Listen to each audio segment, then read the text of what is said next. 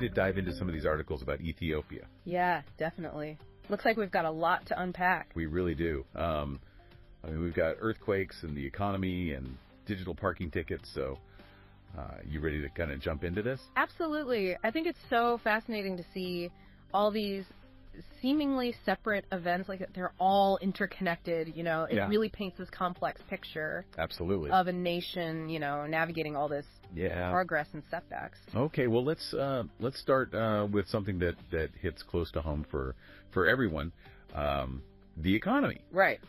You know, one of the articles is painting a pretty stark picture of how stagflation is impacting everyday life, especially with the holidays coming up. Yeah.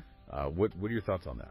Well, it's definitely a tough situation. I mean, imagine you're a family. Yeah. And you're trying to celebrate the holidays. Right. You know, maybe buy some chicken or some butter. Right. Some holiday staples. But the cost has absolutely skyrocketed. Yeah. So this article really, highlights how these economic voices really directly impact people's lives. Absolutely. And I think it's not just the consumers that are feeling the pinch, so to speak, but vendors as well. I mean, they're facing all this rising costs of, their inputs. Right. And then on top of that, their customers have less money. So it's really a double whammy for vendors, especially, smaller vendors, Yeah, and the article talks about, the government's trying to mitigate this by setting up new agricultural market centers to stabilize prices. Yeah. But some experts, like Arega Schmidt, who is an economist, argues that these measures may not be enough. Okay. They believe more substantial interventions are needed. Okay, so what do they suggest? Well, he talks about things like investing in agricultural research, boosting yields, and improving trade infrastructure. It makes you wonder about the long-term sustainability, Yeah. I mean, Ethiopia's been focused so heavily on infrastructure development, is that really, going to be enough to address these deep-rooted problems? Yeah, I think that's a really crucial question, and it's even more pressing when you look at things like the recent earthquakes. Yeah. Thousands of people have been displaced. There's this real risk to, really critical infrastructure. Right. Like the Kessem Dam. Yeah. If that were to collapse, oh my God, the consequences would be, devastating. Absolutely. Really devastating.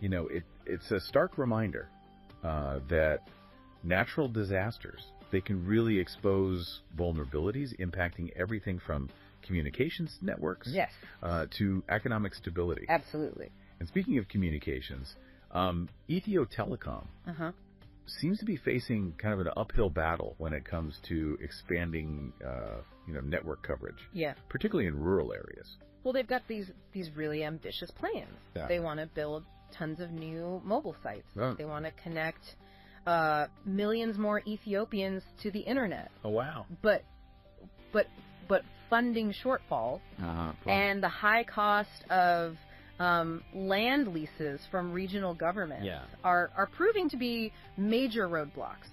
So, it seems like kind of a classic case of, limited resources meeting really lofty ambition. Right. But internet access, it's just so crucial in today's world. It's absolutely essential. And not just for, economic opportunities, but like basic things, like education, healthcare. Yeah. Even if we think back to the earthquakes. Right. Having reliable communication is so important for coordinating relief efforts, making sure people get the help they need. Absolutely. This really underscores the importance of closing the digital divide, especially in times of crisis. Okay, now let's shift gears a little bit and talk about another major development, the National Bank of Ethiopia. Okay. They're doing some sweeping reforms to bank governance. Yes. They're tightening controls, pushing for more independent board members, implementing stricter rules on leadership positions. What's your take on that? Well, it's interesting. It seems like it's a direct response to concerns about connected lending, which, for those who aren't familiar with that term, it's basically when individuals with connections, sort of insider connections, get preferential treatment from banks. Oh, I see. So these reforms seem to be aiming for greater transparency and accountability in the financial sector. Okay, so this is a pretty bold move, and I'm sure it's already sparking some debate within the banking community. Absolutely. What are you hearing? So some argue these changes will bring much-needed checks and balances. Right. But others, they worry that these new rules might slow down decision-making. Oh, okay. Or they're saying maybe these outside experts won't fully understand the nuances of the Ethiopian banking sector. Yeah, it's definitely, kind of a valid concern, I would think. Implementing effective reforms, it requires this, delicate balance. Right. For example, Nigeria went through similar central bank reforms a few years ago. Yeah. While they did see increased foreign investment, they also saw a period of short-term economic volatility. Oh, fine. It'll be interesting to see how Ethiopia kind of navigates these potential challenges. So, this is kind of, maybe a gamble for the National Bank of Ethiopia, but one that could potentially yield, significant benefits if it leads to this, more stable, more trustworthy financial system. Exactly. And speaking of big investments, let's talk about the Ethiopian Pharmaceutical Supply Service, or EPSS. Okay. They've got this ambitious plan to build a $100 million fully automated warehouse. Wow. That's a project that definitely caught my eye. Yeah, what do you think? It seems like something straight out of a sci-fi movie. Yeah. But, it's actually a pretty practical solution to some really serious challenges they've been facing. Okay, so like what? Well, imagine you're trying to manage pharmaceutical supplies for over 5,000 health institutions. Oh my God. Across the entire country. Yeah. With outdated infrastructure, logistical nightmares, right? So you're saying having this centralized state-of-the-art facility could really help them improve, efficiency, address things like expired medicine and unpaid debts from hospitals. Right. But $100 million, that's a hefty price tag. It is, and it's really crucial to consider the potential downside. Okay, so what? What happens if there's a system failure? Oh yeah. In this mega warehouse. Right. Could it disrupt the entire pharmaceutical supply chain? Yeah. And what about cybersecurity attacks? Oh yeah. That could be a major vulnerability. Right. With a fully automated system. Yeah, there's definitely there's a lot riding on this project. Right. But it'll be really, really interesting to see how this unfolds. This is a prime example of how technology can be such a powerful tool for progress. Absolutely. But it requires such careful planning and risk assessment. Yes. To avoid these, unintended consequences. Right. Okay. So perhaps this is a good time to kind of transition into, talking about Ethiopia's economic progress over the past 25 years. Yeah. We've seen, some remarkable achievements, but there have also been some setbacks and challenges along the way. Let's dive into that a little bit. Right. I think understanding the bigger picture is key to making sense of these individual events and their impact on Ethiopia's future. Yeah, definitely. I agree. One of the articles actually frames this really well. It talks about, Ethiopia's seen some impressive economic growth over the past, couple decades. Yeah. But it also doesn't shy away from what it calls the brittle realities. Oh, I really liked that phrase, brittle realities. What does that mean to you? Well, I think it speaks to the sense of fragility. Okay. Despite these significant strides, Ethiopia's progress is still really vulnerable to shocks, whether it's conflict, climate change, global economic downturns. Yeah. It's almost like, building a house on a foundation that's still settling. Oh, yeah. There's always this risk of things becoming unstable. And we saw a prime example of that with the Civil War. The Financial Times estimated the economic cost at something like $28 billion. Yeah, $28 billion. It's a figure that's really hard to even comprehend. Right. And it goes beyond just the financial toll you have to consider. The millions of people who've been displaced, the humanitarian crisis, right, the loss of human capital. Absolutely. It really underscores the interconnectedness of all these challenges, how conflict can just derail economic progress and make those vulnerabilities even worse. And it's just a reminder that development isn't a straight line. No. There are going to be bumps along the way, and And Ethiopia's journey has been no exception. I mean, they've missed their target of reaching lower middle income status by 2025. Yeah, and that goalpost keeps moving further and further away. Right. The civil war, the drought, the global economic problems. Yeah. It's just made it incredibly difficult for Ethiopia to achieve those goals. So where does that leave Ethiopia? I mean, they still have those, ambitious plans for industrialization, job creation, but are those realistic given the current circumstances? I think it's a question of balancing ambition with being pragmatic. Okay.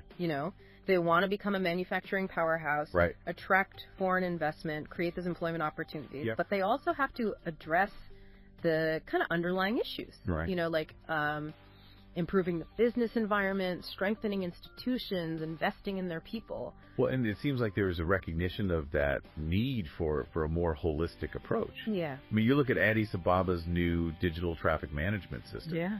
It's not just about the technology. No. It's about trying to change driver behavior and create a culture of road safety. It's a really great example of how technology is only one piece of the puzzle. Right. Right. So they've got this incredibly sophisticated system. Yeah. It integrates parking, fine enforcement, accident reporting. It even links a vehicle's registration to the owner's phone. Oh, wow. So if I park illegally, I'll get a text message. You got it. With my fine. No more arguing with those parking attendants. Exactly. And not just for parking, any traffic violation. Oh, wow. Triggers this notification to both the driver and the owner. Oh, okay. And they're implementing a demerit point system. Oh, wow. So if you rack up too many points, you could actually lose your license. They're not messing around. Nope. But I do wonder about the impact on those parking attendants. Yeah. I mean, there are thousands of them in Addis. Right. Their livelihoods depend on the current system. It's a valid concern, and it reminds us that these technological advancements, they often create winners and losers. Right. We have to think about how to manage these transitions in a way that's fair and equitable, maybe by providing training and support for people whose jobs are displaced. That makes sense. Yeah. It raises those bigger questions about, the social impact of technology and the need for inclusive development. Absolutely. But going back to the traffic system. Yeah. Will it actually work? I mean, will we actually see less congestion, fewer accidents? Well, that remains to be seen. Right. It's going to take more than just technology. Right. It's about enforcement. It's about education. It's about changing habits. Yeah. It'll be really interesting to see how those public awareness campaigns actually play out. Right. And if they can really shift that driving culture. It's like that saying, you can lead a horse to water, but you can't make it drink. Yeah. Right. You can have the best tech, the best rules. Exactly. But ultimately, it comes down to people's choices. 100%. Yeah. And that brings us to another story that highlights the importance of human behavior. Yeah. This Ethiopian pharmaceutical supply service. All right. $100 million automated warehouse. Yeah, we touched on that earlier, and I'm still a little bit skeptical. I mean, the tech sounds incredible, but did they think about, the practical implications? Right. The potential issues that might come up. Yeah, it's definitely a bold move, and it will be fascinating to see how it actually works in practice. Right. Their goal is to address things like expired medicines, unpaid debts, logistical inefficiencies. Right. They want to centralize everything in this super high-tech facility. But couldn't that centralization actually create some vulnerabilities? Right. I mean, what if there's a power outage or the system crashes? Exactly. You could disrupt the entire supply chain. Right. For medicine. And what about cybersecurity risks? Right. A system like that could be a huge target for hackers. Absolutely. They could compromise all this sensitive data. Yeah. Disrupt operations. It seems like they're putting a lot of trust in technology. Yeah. Maybe too much at the expense of those more, tried and true methods. Right. Maybe combining tech with some good old-fashioned human oversight might be a better approach. Yeah, perhaps. It's all about finding that right balance between embracing innovation and making sure the system can withstand those problems. It's got to be resilient. Resilient. I think the success of this project really comes down to whether they can anticipate those challenges and find ways to deal with them. Absolutely. It's a story we're going to want to keep an eye on. Definitely. For sure. Okay. But for now, let's shift gears a bit and talk about something a bit more down to earth, literally. Okay.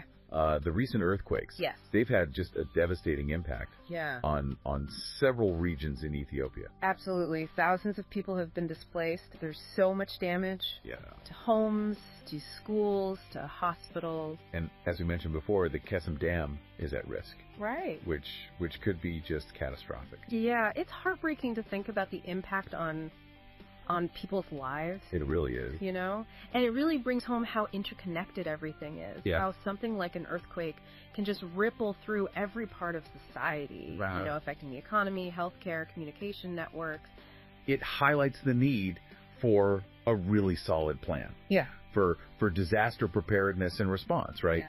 I mean, how can Ethiopia make their infrastructure stronger? Right. How can they make sure that aid gets to the people who need it most? Absolutely. These are really critical questions that policymakers and humanitarian organizations need to be thinking about. Absolutely. It's a reminder that development isn't just about growing the economy. It's about creating a society that can withstand these shocks. Yeah. You know, and take care of all its people. And speaking of taking care of people, let's talk about another story that really highlights that importance of being connected. Ethio Telecom's efforts to expand internet access. Yes, this is an issue that's really important to me. Yeah. You know, we live in a world where being online is basically essential for everything. I mean, education, healthcare, economic opportunity, social connection. Absolutely. And yet, millions of people in Ethiopia are still offline. Right. Particularly those in rural areas. Yeah, and as we talked about earlier, they face some really significant challenges. Oh, they do. In trying to close that digital divide. You know, funding shortfalls, those highland lease costs, just the logistical difficulties of building infrastructure in those remote areas. So it's a really tough problem to solve. It is, but I am encouraged by how committed they seem to be to finding solutions. They're looking into new technologies, new partnerships, new ways to finance these projects. Right. They even created something called the Universal Service Fund to specifically support these rural connectivity projects. So the idea there is to basically pool money from telecom operators, donors, the government. Exactly. And use that to fund projects. Yep. To bring internet to those rural communities. That's the idea. It's a really promising initiative. It is. But it's still early. It is. I mean, we'll have to see how well they can use that money. Right. And overcome those logistical hurdles. For sure. But it's definitely something worth watching. That's it for our deep dive into the Ethiopian economy. Thanks for joining us. Until next time, stay curious.